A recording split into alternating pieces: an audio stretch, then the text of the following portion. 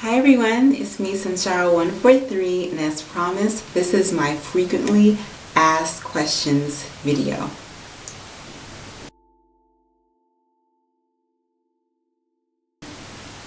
I have been natural for 6.5 years.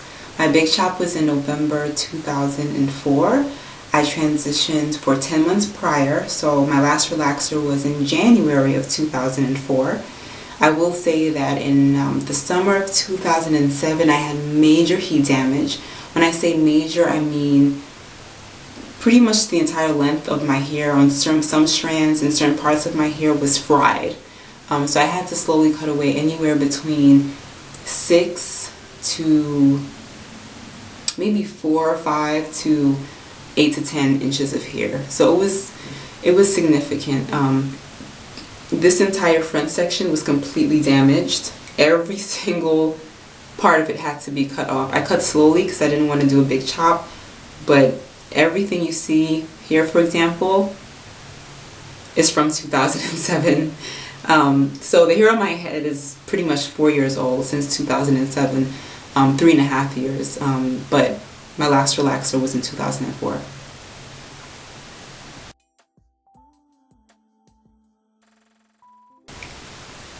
My wash regimen has actually changed a bit.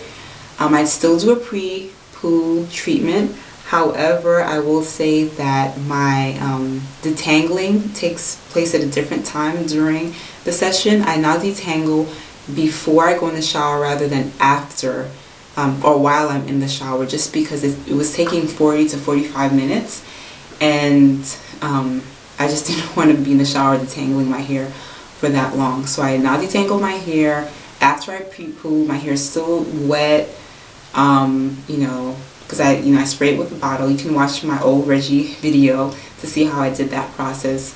Conditioner, oil, detangle it, wash it in the shower in sections, and that's pretty much it.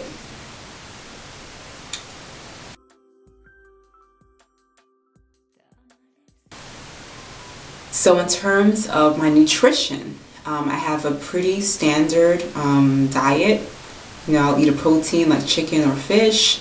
I don't really eat red meat that often, and it's not because I hate red meat, but I just didn't grow up eating red meat on a regular basis. And chicken and fish is just something I'll eat more often. Carbohydrate like potatoes or rice, as well as vegetables. I tend to eat at least one big salad every day, and with another meal I'll have cooked vegetables with that meal, like broccoli, for example. So I eat a pretty balanced meal, not super healthy, but not an unhealthy eater. I definitely have my vices like Sour Patch Kids candy and Oreos every once in a while, but pretty balanced meal. I don't exercise every single day, not as often as I should. I try to take a multivitamin every day, but in terms of doing anything that contributes to super hair growth, I wouldn't say there's anything. I don't take any hair growth supplements, biotin. I mentioned that way back when I was just beginning my journey. I was so excited. I don't do any of that stuff now. Just so pretty standard.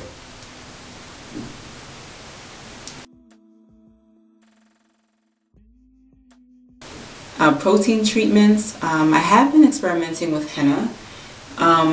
It's pretty good, I would say. I haven't had any adverse effects. I actually like some of the deep red auburn tones that I've gotten from using henna. You won't be able to see it in the, I don't know if you can see it, probably not, but I can see it, and I think it's kind of cool. In terms of actually strengthening my hair, I don't know if it has, but it hasn't damaged my hair. Overall, in protein, I would say I'm not protein sensitive, but I don't necessarily notice any great benefits from protein. I like my hair to feel moisturized, but I'm not big on protein. And oftentimes, I will say that some of the products I have used have light protein, so I use the Giovanni Direct Deeper Moisture Conditioner, and that has a little bit of protein in it. Some hair moisturizers will have maybe wheat protein, like very light moisturizers. So I think I get protein through my food or through very little bit of protein in some hair products, but I don't really get hardcore protein, and my hair seems to thrive.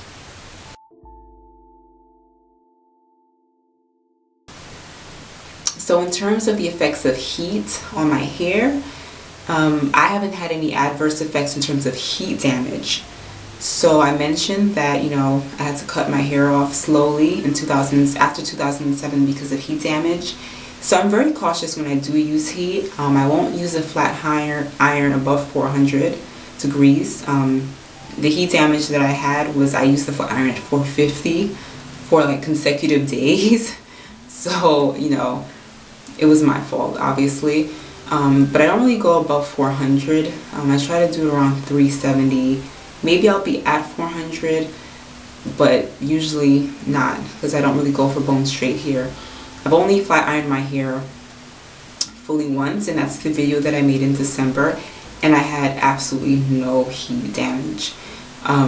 Now, will my hair be more prone to get split ends or mid-shaft splits? Split ends basically that take place 2 inches up the hair, and you kind of have to cut that whole part down off. Maybe, I don't know. I get split ends. I don't know if it's because of the heat or it's just the natural wear and tear of hair getting old. I haven't noticed anything to the point where my hair is breaking. I have normal shedding. When my hair was flat ironed, my hair would shed. I see it more easily. It kind of reminds me of when my hair is relaxed and I would see a long strand in the sink. Because when your hair is curly, the shed hair tends to just get wound up in there. It doesn't actually fall, as you're moving your hair, just fall into the sink so you can actually see it. So, but nothing excessive. So I haven't had any adverse effects from heat, but I will also recommend, because my hair does get drier when I use heat, that the lack or ability of me to use moisture as often as I would use moisture on a normal basis can make my hair drier. And for me, dry hair is more likely to break.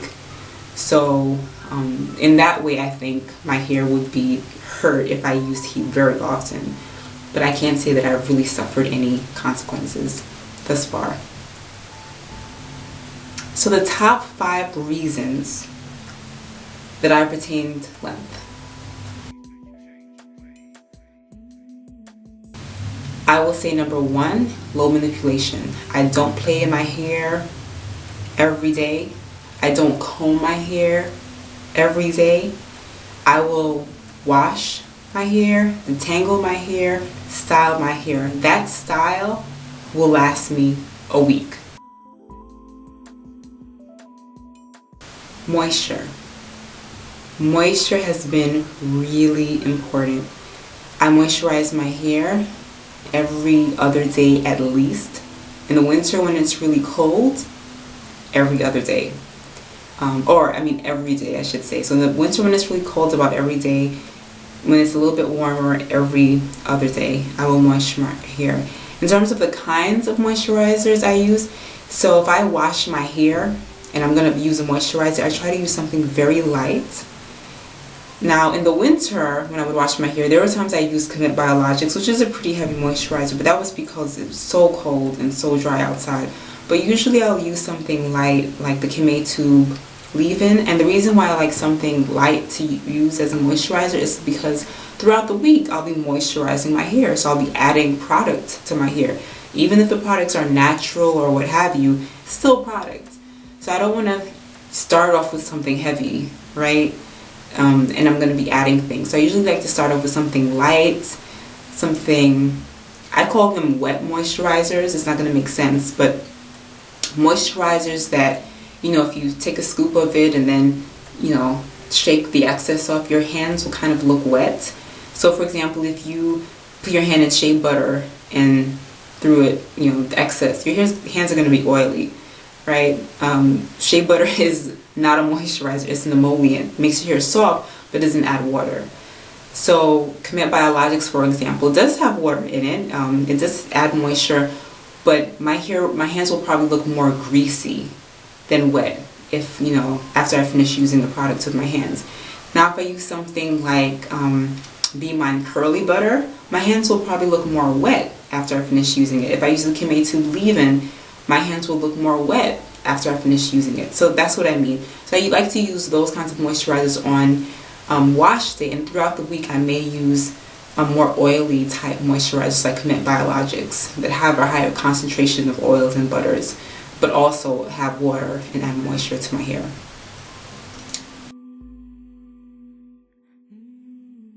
Washing my hair properly, I would say, has been the top third reason why my hair has retained length the way it has. I used to rip my hair out when I would wash it before I started to take care of it properly, and I think I really did lose hair. If you're not combing your hair properly, it's equivalent to giving your hair a haircut. I'll say that again. If you are not combing your hair properly, that can mean combing it when it's dry without moisture, combing it when it's wet but not being gentle enough. You're basically giving your hair a haircut because you're seeing all this hair in the comb. And some of that is breakage, which is from the ends, and some of that is from the roots, but you're ripping your hair out. So I'm gentle. I comb my hair, as you know, when I'm washing it in 4 sections. I sometimes have to make mini sections within each of the 4 sections because my hair has gotten longer. And when I do come to a knot, I'll gently comb through it, but I don't just rip through my hair all in one mass like this. I don't have the hair that I can do that with.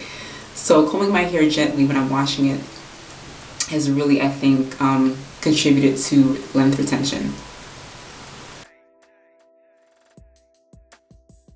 I will say that protective styling has been really helpful in me retaining length. As you can see, my hair is in protective style now. And my hair is in protective styles most of the time, actually. I don't wear my hair just out loose on a regular basis. I look forward to doing that if I do, a blowout and then put braids or twist in and then have a, stretched out braid or twist out. But I don't wear my hair like that often at all. My hair is usually pinned up and updo, twists, braids, and occasionally I will wear a braid out. But when my hair is in a braid out, I don't really touch my hair because I want to keep the hair looking neat. So that's not as protective because the ends are exposed, but mostly I wear protective styles because it protects the hair, but I actually like protective styles, so I don't feel like I'm restricting myself in any way. So for me, yeah, protective styles.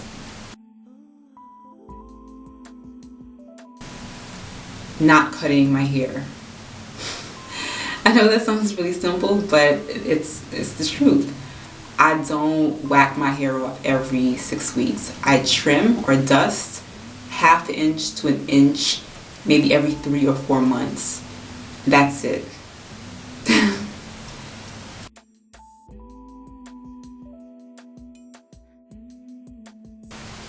Someone also wanted to know what hair accessory I had in one of the photographs that that was in my FAQ video.